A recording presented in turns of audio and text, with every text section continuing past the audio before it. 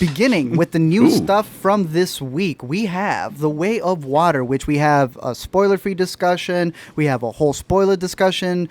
Just recapping it, for me, I think it's worth going out to the theaters because of the technology. Hopefully you have a good theater. The story is better than the first, and I'm glad they're expanding on the family. Yeah. And I think it's going to have legs box office-wise. Yeah, I mean, we talked about all this in our reviews, but it's definitely really setting the stage for what will become of the Avatar franchise. And given that it made $134 million just in the United States this weekend, it seems fairly safe to say that we'll be getting a couple more of these movies. I was telling you, people forgot the first one made 77. Yeah, exactly. So this is good. Yeah, this is a really good return, and it is going to be a movie that I feel like they'll hold in theaters for a little while, since it really is a film that I think is enhanced by getting that big screen Dolby 3D type of screening.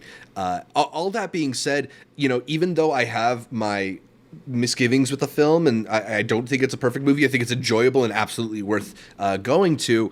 The way that they've positioned it makes me feel like what's to come is going to be the best Avatar we get ever. I agree with you. I'm still on the train for Leo DiCaprio getting cast. That'll change the whole industry. But I thought the tech was worth it. I do think that that's the reason to go see it in the theater, because he's bringing in a reason for you to have to go to one. A lot of these things, I'm just going to keep it a buck. We love the Fablemans. We have a whole spoiler after credits for the Fablemans. I understand why some people want to see that at home. This gives you no excuse. So we'll see how that goes, because I do think he's a little nervous. He's not as confident as he was in 2010. Yeah. But overall, I think the reception, the word of mouth has been there. People have been discussing it. I think a lot of the sequences that they've been showcasing do look beautiful. I agree with you. They said they shot 3 and parts of 4 already. So, I mean, it's in the works. But, Zach, we talked about this in our spoiler talk. I think we could keep this a little unspoilery, because it's really the discussions of blue people. But I love how you and I took it to a whole nother level, but everyone's still at this point right here. They can't get over this kid. And I think the discussions of him is a reason why this movie's going to have legs. But damn, the talk about Spider this weekend, I don't know how much you got to see it. Yeah. But after all of the new characters, this was the boy who was getting it the most. To me, I found it funny with all the memes we've been seeing for the World Cup to see this kid up on the big screen with all the blue people. He thinks he's part of the team. Yeah, I mean, I'm honestly, it's just funny because I feel like he also represents part of what is so visually striking about the film. Is that about the movie, way they're able to integrate like elements of live action and then these more enhanced elements. But yeah, I mean, it does, I think, at least allude to some of the aspects to the story that maybe at least allegorically, if you want to go that far, are weird, are uncomfortable, are maybe mishandled, but I don't know. I feel like there's also a quality to film about the transformational nature of these things and the idea of like being inspired and then creating something new.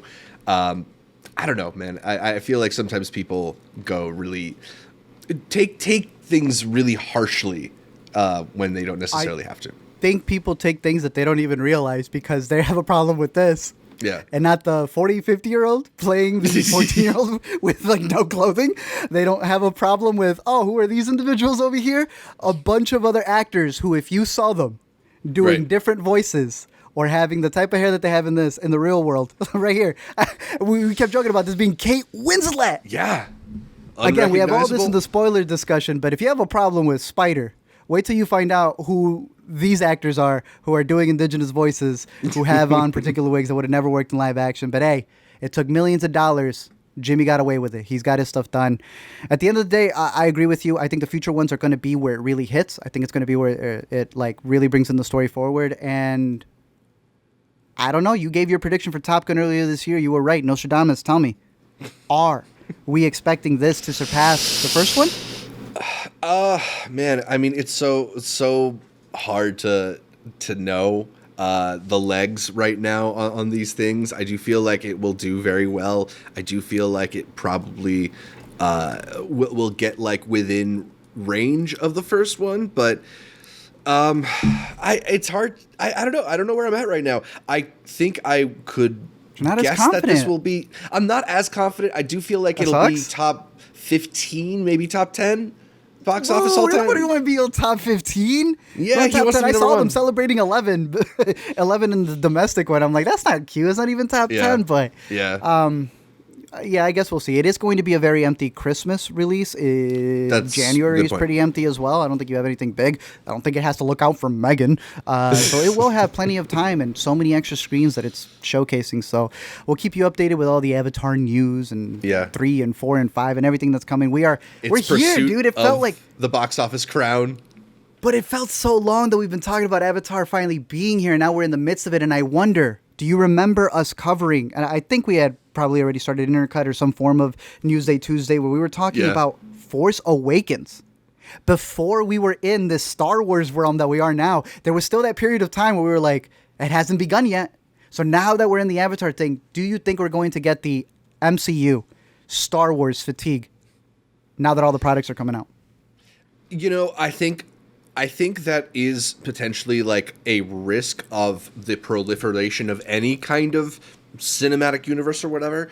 I have a feeling, based on the way that they carefully handle the look of these films, how much CGI innovation goes into them, that there will be big enough breaks that fatigue won't set in as much. Maybe it won't feel quite as much as of an event if it's not happening once a decade.